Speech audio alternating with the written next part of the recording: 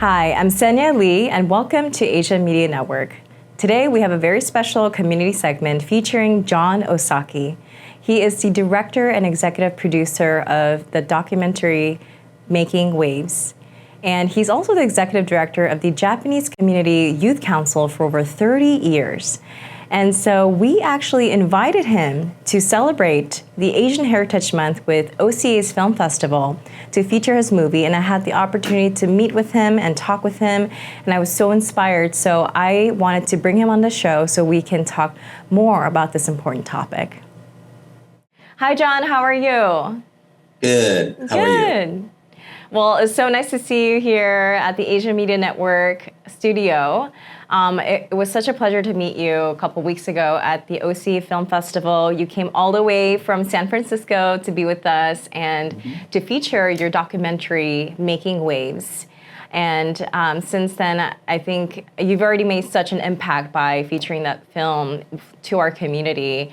And that's why we're here today interviewing you. You've been serving your community for over 30 years, I believe. The Japanese Community Youth Council as an executive director. That's incredible. And I just wanted to, just kind of dig deeper in what inspired you to, create this film, especially with our climate here in the U.S., and how important it is for you to spread this message. Sure. So in 2021, I was asked to do a short video for a summit that was organized by the Asian American Studies faculty at UC Berkeley. And they brought people together because, unbeknownst to many of us in the community, their department was really under siege.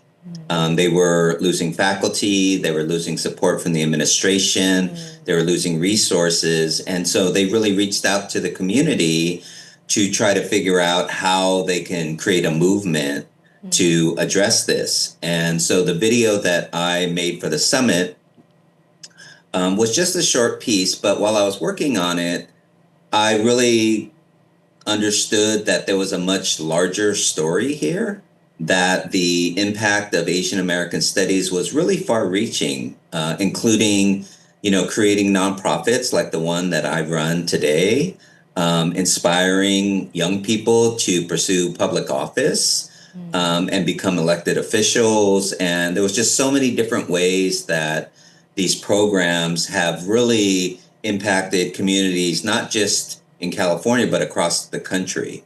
And so as I started to reach out to different community leaders, folks from educational institutions in different parts of the country, I just found these really compelling stories about how Asian American studies had really impacted people in those communities, had helped create organizations, had really encouraged young people to become advocates and to stand up for our community and to really make sure that people in Asian American communities around the country felt like they belonged in this country.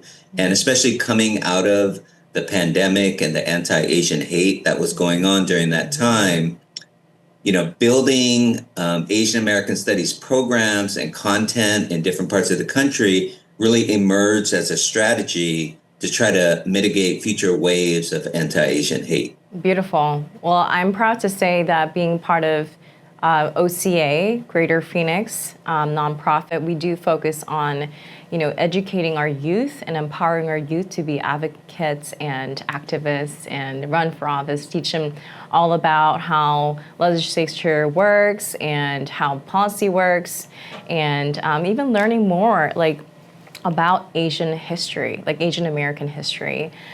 So it's been really amazing to witness just how curious our students are about this and how much they've put their heart and passion into putting awareness out there around this topic, and especially because we have the SB1301 that we're trying to get through the House of Rules right now. It's been 4 years already that we've worked on this, where we are looking to bring the Asian American history into the K through 12 education system, and it's really hard. And so I know during the film, it talked about how hard the journey can be. You know, we could be working on this for a long time and it may not even, go through. And, it's very like disheartening for me as an immigrant myself. I felt like there wasn't enough representation in the world history books when I was in 4th grade. There's literally one sentence that talked about Korea, and it was actually incorrect. And I remember back then, I was like, I didn't even know English. And like actually like reading this sentence like at least 100 times to verify, like, am I not understanding this sentence, and taking this book to my parents. My dad was the one who was very fluent back then. And so I showed it to my dad and he was like, this is outrageous. Like we're people that had just arrived, and to know that like there really isn't any kind of, it makes it feel like we don't have a place here. Like it's it's already very foreign and kind of a, scary experience to come to a new place and to feel like we're not welcomed, or like we are, when there isn't a familiarity, sometimes it causes confusion, right? And I think that's why bringing this information, right? It's just information, just to get to know like more about someone, right? Like to bring in more familiarity, and I think that brings more safety and belongingness. And I'm sure there's like, America is a melting pot, right? We're full of immigrants, and I wish that we all had the mindset of like unity and, more wholehearted like belongingness, instead of like, this group should be prioritized over that group. It doesn't matter what ethnicity it is, but I know for a fact that, all the, like, there are some other ethnicities that are trying to get into the history books. And I don't know what your opinion or your thoughts are around this, is that like, how can we create a place of equanimity and really look at this as a more of a human rights matter, instead of like the divisive cultural matter, if that makes sense. It's not like, yes, like Asians need to be included over, any other ethnic groups. It's not like that. It's like, I think we're creating space for more awareness and education around like how we can be living in harmony, Yeah, just knowing each other's story. So I feel like your film is really important in that sense, just to really bring about awareness. And I realized with our students too, like when I had a lot of the students at the film festival, and they loved it, and they were like wowed by some of the things that you feature there, because nobody knew the incarceration camps. And I actually heard from a Native American friend, like the Native Americans actually know about the incarceration camps here in Arizona, but nobody else does. So I know you shared with us kind of the fact that your parents, were in that story. I feel like, that's what really hit home for me. Is like, wow, like me being here in Arizona, and the fact that like your parents were here and then you got to come here too, it just made it so real. Well, it was my first trip to Arizona, and I really appreciated being, in that state, because that is where my mother was incarcerated during World War II. And it's always been, something in our family where I think my parents were a little bit more open about talking about it. But I'm certainly looking forward to coming back at some point to visiting the site. I know it's not that far out of Phoenix, but to really go to the spaces where these camps were created is really kind of a transformational experience, because you realize that they were really put in these really desolate areas. They had, no electricity. They kept warm during freezing winters, literally through a wood-burning stove. That was the only form of heat they had. So they were really extremely primitive conditions. And it kind of goes back to this reoccurring process that happens in this country where Asian Americans get blamed for the actions of Asian countries. And my mother and father were both American citizens. They were born here. They had never been to Japan. They had no connection to the Japanese imperial military. And yet they were blamed for what was happening in Japan. And I think we don't have to think that far back to the COVID-19 pandemic and Asian Americans being blamed, right, for it originating out of China. And, unfortunately, I have to share with audiences all the time that Asian Americans will always be one national emergency away from being the target of hate in this country because we make very convenient scapegoats, because we still, in this country, have not been able to separate Asian Americans from Asians from other countries, right? We get conflated together. People believe that there's no difference. And that's why the content of Asian American studies is so important, not just for Asian Americans and helping us understand our own stories and helping us to feel like we belong in this country, but it's for other students, right? To understand that Asians have been here for centuries, that we've made critical contributions to this country, that we have been victims of systemic racism in many ways, and that still continues to today. And I think that kind of context and understanding our experience is so important. And it was said over and over again in the film that the more people understand who we are, right, and understand our experience, people, I think, unanimously really believe that that will help people when the next emergency comes, right? The next time an Asian country is at war with the US or there's some type of incident where people want to blame an Asian country, that knowing that history, knowing that there's a difference between Asian Americans and those who are from those countries, I think there's a firm belief that that will help, right, in the next time that there's this wave sweeping across this country. And I think that's what many people are hopeful of, and why so many communities, not just in Arizona, but across the country, are really fighting for these efforts, right, to integrate this content into schools. Yes, absolutely.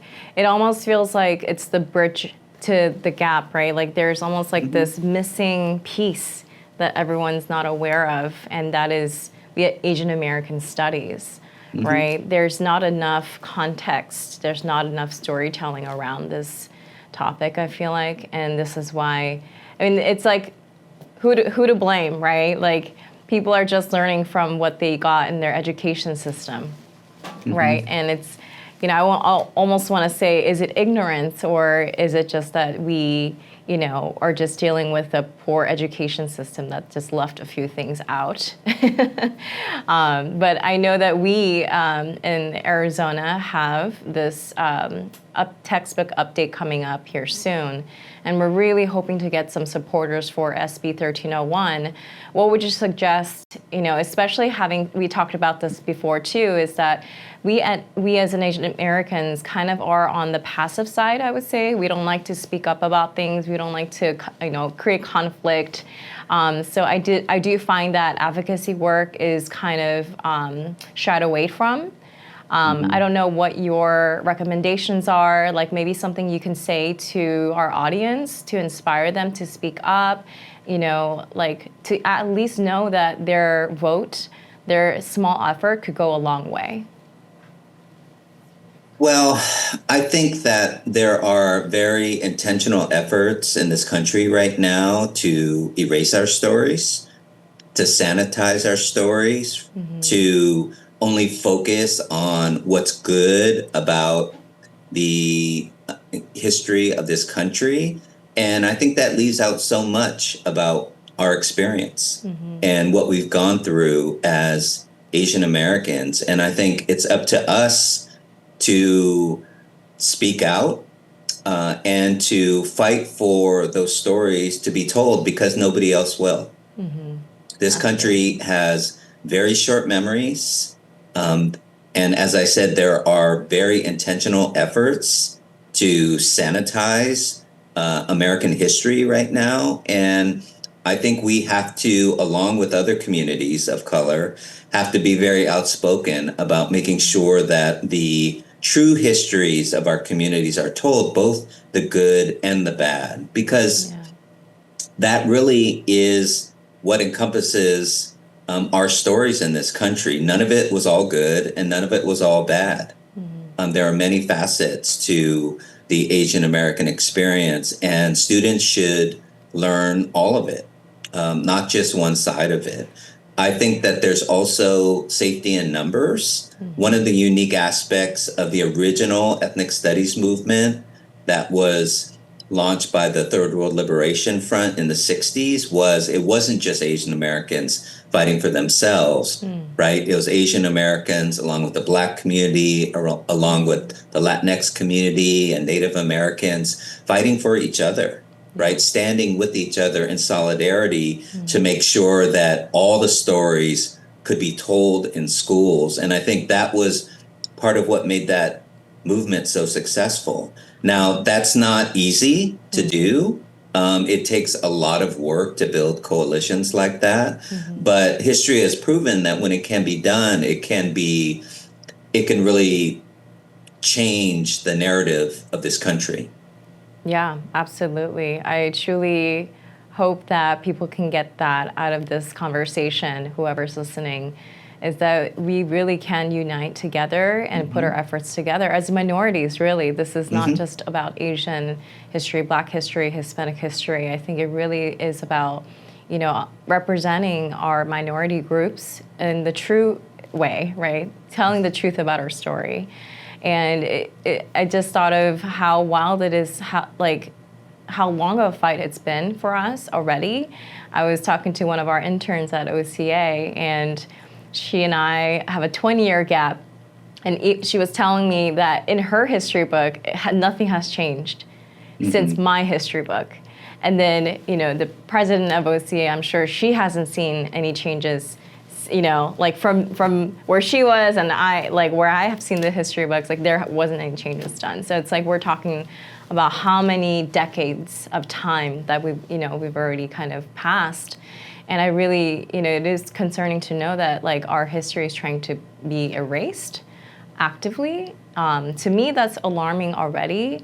And I'm not sure what the intention is behind that. But I do think that it is time for all of us to really feel empowered and take action and at least do all of our parts to really fight for our stories to be told in the correct manner. But yeah, so Jon, what are your plans moving forward? What I know you're traveling still, getting this film out there. Where are you stopping next? So this weekend I'll be in Houston, Texas, which I'm very excited for because that was actually one of the first sites that we started filming in. We shot young people from the Houston area traveling to the Texas State Capitol in Austin to advocate for the inclusion of Asian American Studies content in their social studies curriculum. So that's very cool. That's really where it all started, the filming of this project. So I'm really looking forward to being back there. After that, I'll be at the OCA National Convention in Seattle. And then we also have screenings planned for Ohio, for Georgia, for Michigan, and really, different areas around the country.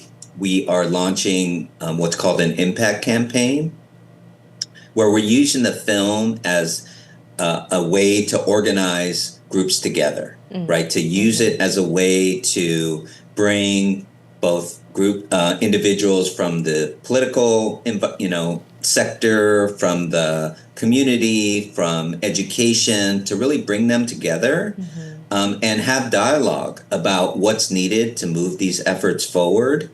Who are the key individuals that need to be brought into this movement? How do we broaden the base of movements in different communities? And that's what we're really trying and hoping that we can help really promote through this film, is this sort of groundswell of support for these types of movements, regardless of the politics of that state. We really are hoping to see progress on these movements, even if they're in individual schools or specific school districts, or through through state legislation. I think there's lots of different ways that these efforts will move forward. Wow, that's super exciting. Thank you so much for all that you do. I mean, this is an incredible time to have this film out. I mean, I don't know if you knew this like 3 years ago when you created it. We had no idea how relevant the film would be. Right. But if it had to come out at a certain time, honestly, I'm glad that it's coming out now, because it is really needed. And a lot of communities were really struggling with how to move forward with so many attacks on education and this narrative emerging that ethnic studies is divisive. And, really the truth is that nothing could be further from reality. Ethnic studies is really about understanding our experience and understanding how we relate to the rest of American society. So really this negative narrative that it's divisive is really troubling, and why I'm so glad that I'm able to bring this film to so many communities, to have the type of conversation that we're having right now, and to really encourage, Asian Americans all over the United States to get involved in this and to make sure we're making progress. Well, thank you so much for being a beacon of light and really amplifying the voices of our Asian American communities, because like I said before, is that we tend to not speak up and use our voice. And so I know it is a really big deal for someone to really be spearheading this. And so thank you so much, Jon. If you were to give an advice to our younger generation, do you have anything to say to them? What I would say, actually, I say to all young people, is that their power and their potential are limitless. And ethnic studies only exist in this country because it was students who fought for it. And it was students who created organizations like the one I run today, which is now 55 years old. And that was all started by young people. So I think sometimes young people view their limitations and they're not certain about what they can do, but really they can change the world. Yeah, absolutely. I want the audience to know a little bit about the work that your organization has done, because I know that your nonprofit is an award-winning program that a lot of people look to for guidance. And can you just kind of highlight some of the things that you guys accomplished? Sure, absolutely. So as I said, we were started by students back in 1969, incorporated in 1970. And today we're very fortunate that we have a whole spectrum of services, starting with childcare. So we serve children as young as 2 at our childcare centers. But we have a whole range of services that includes summer camp, leadership development, helping young people get into college, helping them get work experience and think about a career path. And so collectively right now we serve over 7,000 young people a year. And those are young people from all backgrounds, because really the whole ideals and principles of the Third World Liberation Front that was about community standing with and for each other is still very much part of the DNA of our organization. So wherever and whoever we can serve through our organization, we're very eager to do that. So we do serve a majority Asian Americans through our organization, but we also serve hundreds of Black youth, Latinx youth, youth from every Asian ethnic community here in San Francisco. And so it's really a beautiful thing that we've been able to continue to sort of operate by the principles of these young people who came together in the 60s and who accomplished so much. Wow, that's incredible and so inspiring. Well, it's been a pleasure talking to you. Is there anything else you would like to share with our audience today? No, just that, as you kind of alluded to earlier, that the struggle for belonging and representation can sometimes be a long one, and that people have to keep at it.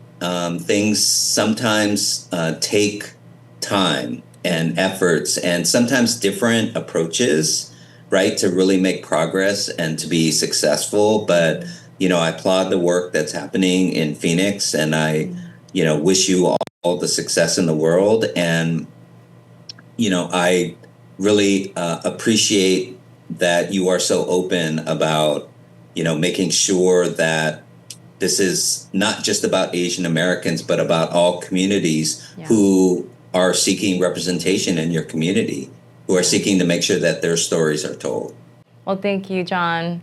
I hope to see you soon at the National Convention for OCA. I will see you in Seattle. And see your film again. I can watch it over and over and again.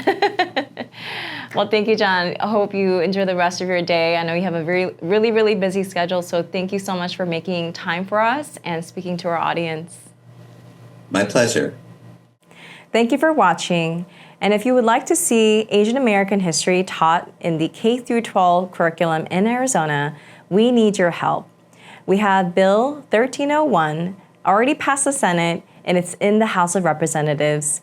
It would be so helpful if you could call Representative Hendrix at 602-926-4209 and tell him how important it is for you to see this through. And also, you can go to rallystarter.com and look up SB1301. This is where you can send a quick email. All you have to do is plug in your name and email, and it's already written out for you. So it's a really quick and easy thing to do to help us push this bill through. Thank you so much, and please stay tuned for more updates on this at Asian Media Network.